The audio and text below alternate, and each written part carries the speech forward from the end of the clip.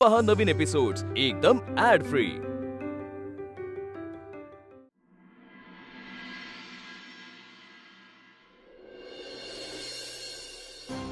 सचो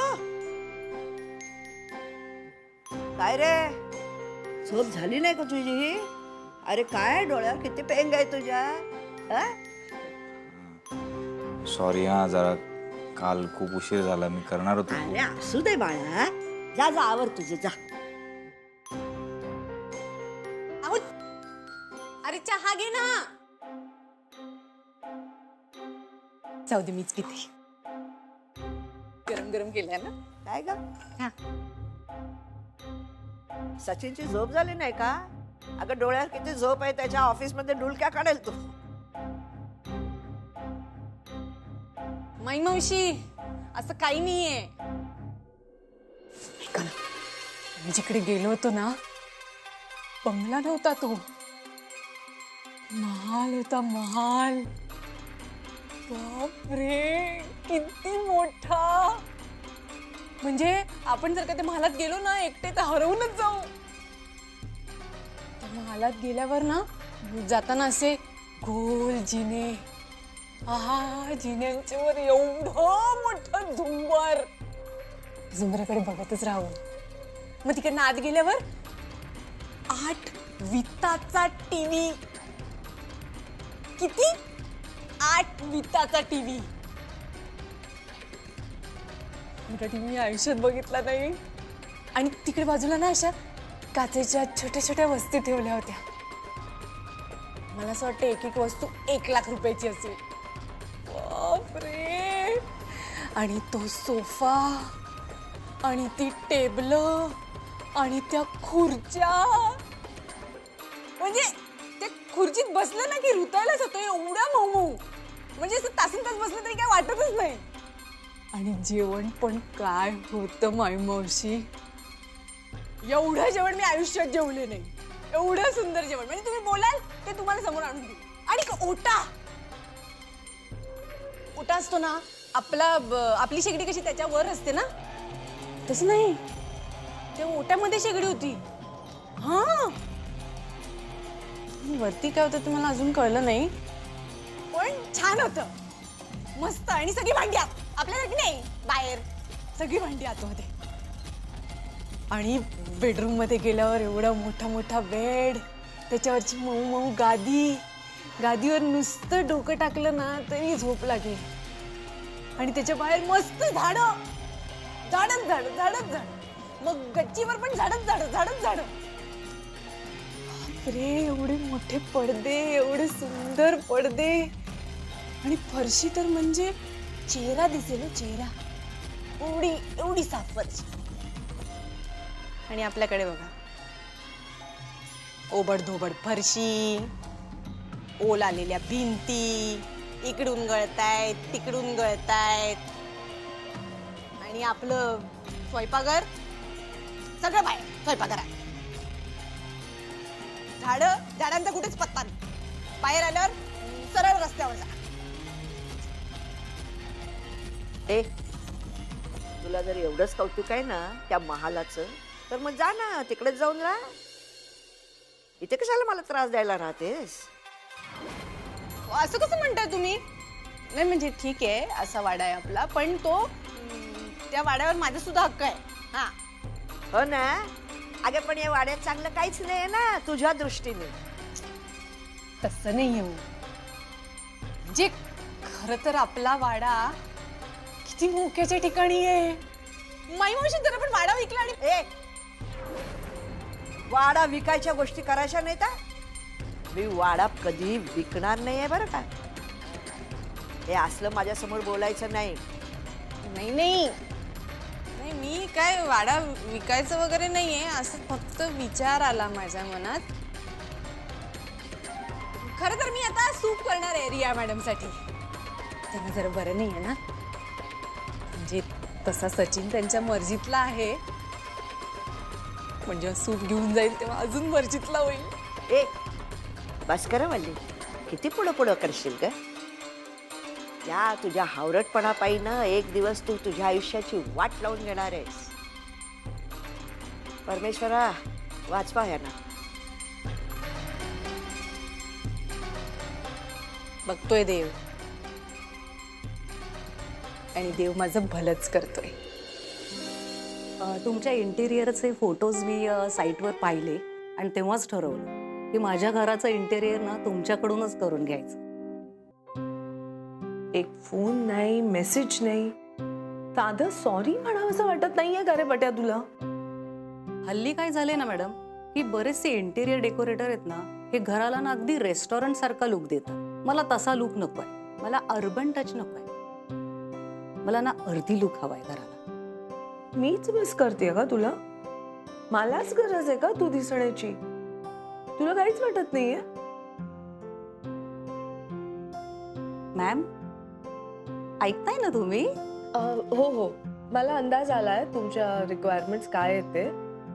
माझा असिस्टंट तुम्हाला कॉल करेल, तुमचं म्हणणं सगळं नोट डाऊन करेल आणि एक रफ ड्राफ्ट तयार झाला की आम्ही कनेक्ट करू तुमच्याशी. हो हो चालेल चालेल, अगदी चालेल. पण जाता जाता एक विचारायचं होतं, आय मीन सांगायचं होतं, तुम्ही फार ढासू आहात. हा? हो म्हणजे या वयात लिव्हिंगचा डिसिजन म्हणजे डेंजरच, पण घेतला बाबा तुम्ही. खूप प्रेम असणार आहे तुमचं एकमेकांवर. फार लकी आहात मॅम तुम्ही. नाहीतर लग्नात अडकायचं म्हणजे अगदी बायकांचं मरण असतं. सगळ्या जबाबदाऱ्या येऊन कोसळतात अंगावर. ठीक आहे, तुमचा नंबर आहे ना माझ्याकडे, आम्ही कनेक्ट करू तुमच्याशी. हो हो. बाय द वे तुमचे पार्टनर नाही आहेत का घरी? नाही म्हणजे त्यांची भेट झाली असती हो म्हणून. तो कुठे आहे हे मला माहित असतं तर आणखी काय हवं होतं.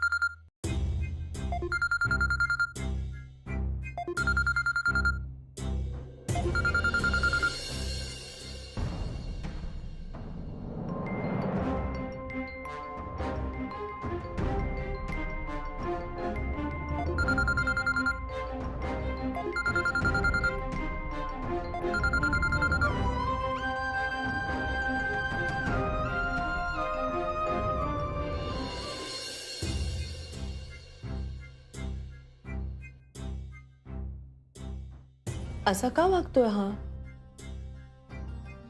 इतके दिवस म्हणत होता की माझं एवढं प्रेम आहे, तेवढं प्रेम आहे, आणि आता खरंच लिव्ह इन मध्ये शिफ्ट झालोय तर साधा एक कॉल करत नाहीये. असं नाहीये तो खरं.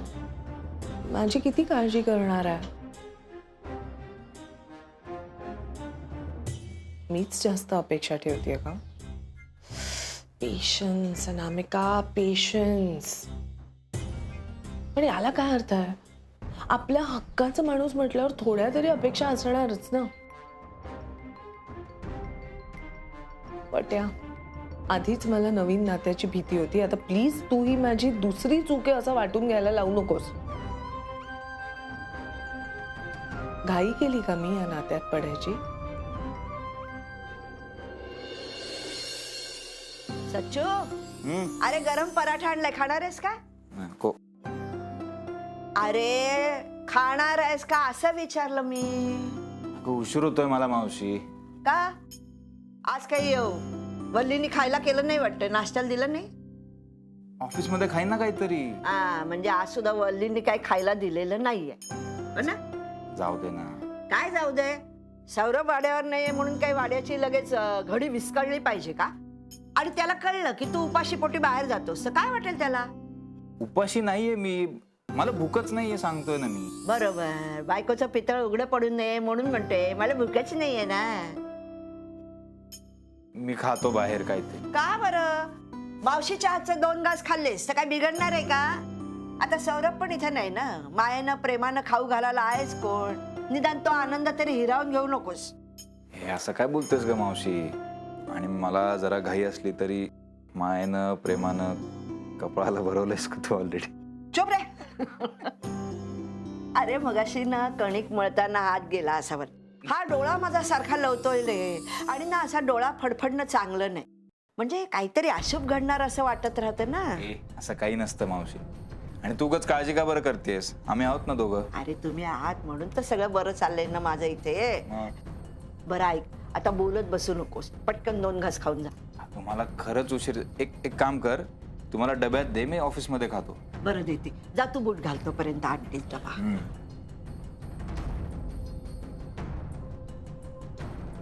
सौरभा, तू वाड्याबाहेर जाणं तुझ्यासाठी गरजेचं होतं रे. पण खरंच तुझ्याशिवाय वाड्यात चैन पडत नाही.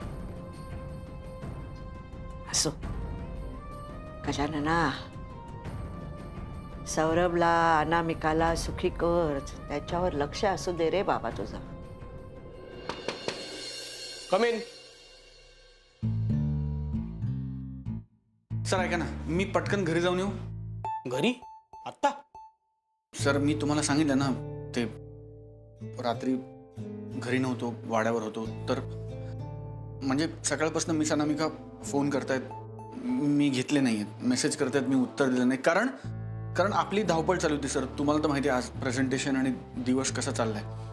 मग मी आता काय विचार करतोय की आता परत फोन करून त्यांना हे सगळं सांगण्यापेक्षा घरी जातो पटकन आणि समोर बसून सगळं सांगतो, म्हणजे त्यांना पटेल असं. पण आत्ता पण काय सर? हो, पण ॲक्च्युली एक गडबड झाली. आपण भिवंडीच्या ज्या क्लायंटचं ऑडिट करतो त्यांनी डेन्मार्कहून काही इम्पोर्ट्स केलेत. त्यामुळे त्यांचे रेमिटन्सेस, त्यांचे कस्टमचे डॉक्युमेंट्स, त्यांचे ऑडिट रिपोर्ट्स हे आता परत आपल्याला रिओपन करायला लागणार आहेत. आणि ह्या सगळ्यामुळे तो डेटा अजून जास्त सेन्सिटिव्ह आणि कॉन्फिडेन्शियल झाला आहे. सर ते सगळं मी आपल्या क्लाउडवर स्टोअर केलंय. तुम्ही बघा ना, तुम्हाला ॲक्सेस आहे. ते बरोबर आहे, पण त्यांचे जे फिजिकल डॉक्युमेंट्स आपल्याकडे आहेत त्याचं काय? त्याच्यासाठी माझ्या कपाटामध्ये मी एक नवीन लॉकर इन्स्टॉल केलंय. ATPL कंपनीचा अँटी थेफ्ट लॉकर आहे हा. ऍक्च्युली हे सगळं उद्या परवा होणार होतं, पण आजच झालंय. सर ऐका ना, मी पटकन घरी जाऊन येऊ. या तिजोरीचा पासवर्ड तू सेट करायचंयस, कारण माझा फक्त तुझ्यावरच विश्वास आहे. हे बघ, गेल्या वेळेला मुंबई ऑफिसमध्ये असा काहीतरी प्रॉब्लेम झाला होता असं ऐकून आहे मी. So we have to be careful. हो सर, ते मला माहिती आहे. म्हणजे आपल्या मुंबईच्या ऑफिसला झालं होतं. आपल्या रायव्हल कंपनीने आपल्या ऑफिसमध्ये चोरी करायला लावली होती. म्हणजे चोर सापडल्यानंतर कळलं की ते आपल्या रायव्हल कंपनीने केलं होतं. आपल्या ऑफिसमधनं खूप महत्त्वाचे डॉक्युमेंट्स गहाळ झाले होते सर. आपलं खूप मोठं नुकसान होतं वाचलं. कॉम्पिटिशनच्या नावाखाली लोक हल्ली कुठल्या थराला जातील माहिती नाही. एक्झॅक्टली तीच भीती वाटते मला. पण तू असशील तर काळजी नसेल. सो सर मी काय म्हणतो, त्यापेक्षा पासवर्ड तुम्ही ठेवा ना. म्हणजे पासवर्ड फक्त तुम्हाला माहिती असलेलं जास्त सेफ आहे. या तिजोरीचा पासवर्ड तूच सेट करणार आहेस. I trust you completely. Yes sir, मी करतो. थँक्यू. Yes sir.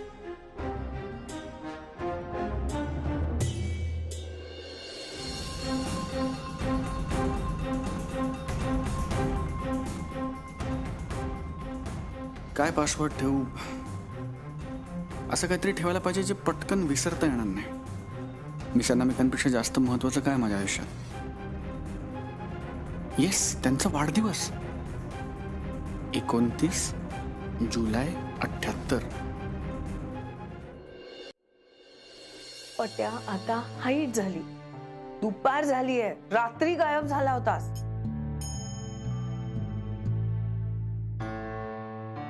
मॅम, मी या डिझाईनचं क्लायंट अप्रुव्हल घेतलंय. तुम्ही एकदा बघून घेता का तरी?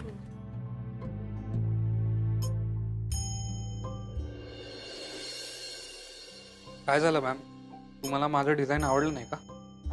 नाही.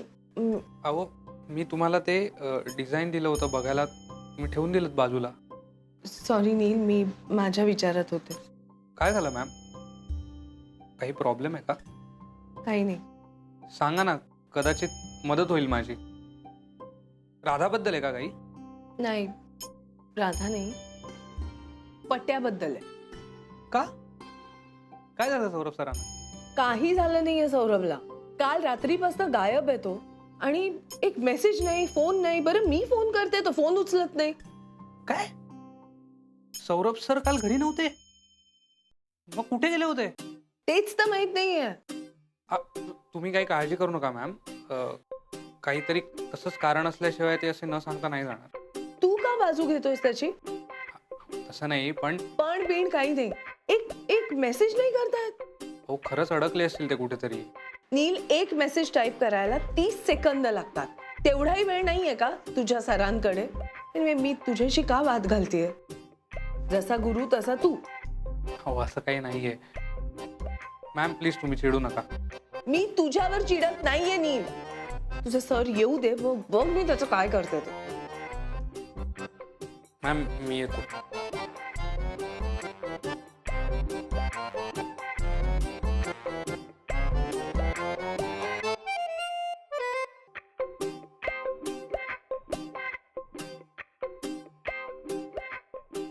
हो जिगर का दर्द, कुठे गायब झालाय? वातावरण बेकार तापलंय. लवकर या आणि मॅमना भेटा, नाही तर तुमची स्टोरी सुरू व्हायच्या आधीच संपून जाईल. अगं बाई, आलीस का? अगं बाई, झालं का बाई? फार वेळ थांबायला नाही नका लागला तुला? ते ग, फार वेळ नाही झाला. मी पण आत्ताच आले आणि देवाच्या पाया पडले, नमस्कार केला. म्हटलं दोघांचं सगळं सुरळीत चालू दे. म्हणजे मी सुटले, देव पावला. पण संसार तर त्या दोघांना करायचा आहे ना. देव काय करणार आहे त्याच्यात? ते आलंच ग, पण माझी आपली श्रद्धा.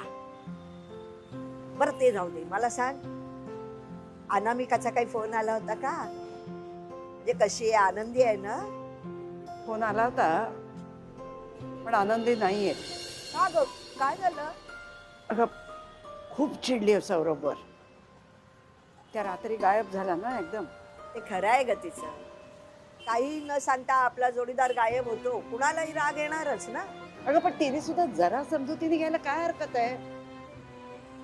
आता याच्यात सौरभची पण काहीतरी तर बाजू असणारच की नाही?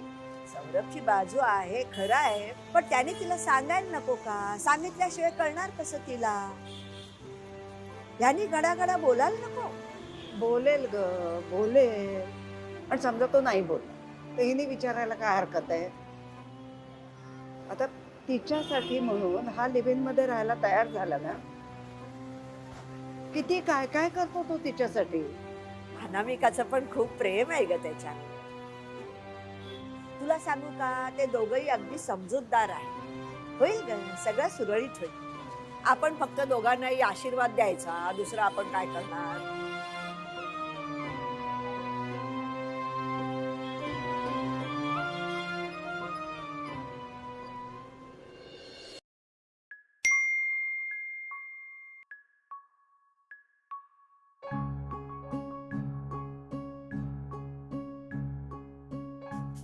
मिस अनामिका, खूप खूप सॉरी. मी काल असं निघून जायला नको होतं. मला खरं तर तुम्हाला कॉलच करायचा होता, पण माझी हिंमतच होत नाही. प्लीज प्लीज माझ्यावर विश्वास ठेवा. तेवढं अर्जंट काहीतरी काम होतं म्हणून मी असा निघून गेलो. मला सुचलंच नाही तुम्हाला सांगायचं. आणि तुमची झोपमोड करणं मला खूप जीवावर आलं होतं. बरं ऐका ना, आता मी ऑफिसमध्ये खूप म्हणजे काम आहे, त्यामुळे लगेच मला आत्ताही येता येत नाहीये, पण मी येणार आहे. हे सगळं पटापट उरकून मी तुम्हाला भेटायलाच येणार आहे. तोपर्यंत खरंच परत एकदा सॉरी, खूप खूप सॉरी. प्लीज चिडू नका. आणि ऐका ना,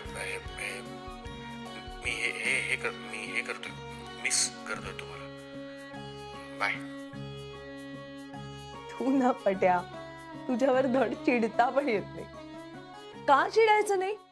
असं अर्ध्या रात्री कोणी सोडून जातं का आपल्या पार्टनरला? अगं तसंच काहीतरी कारण असल्याशिवाय का जाईल तो?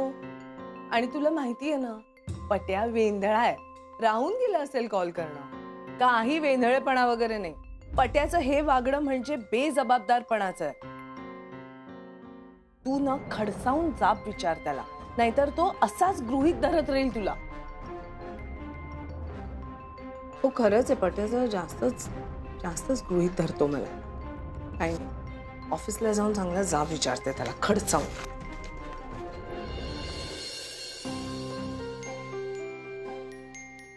Mister Patwardhan, done. बायोमेट्रिकचं काम आता पूर्ण झालेलं आहे. सर, एकदा चेक करा. हो.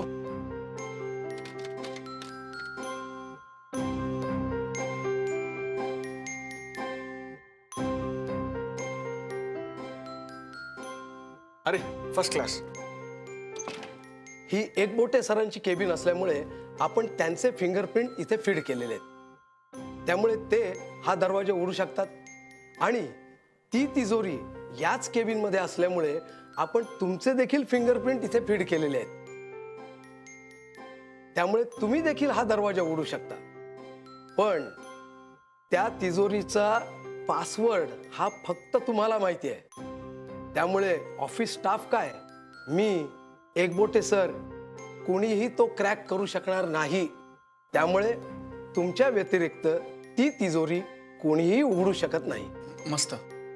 ऐका ना सर, मी काय म्हणतो,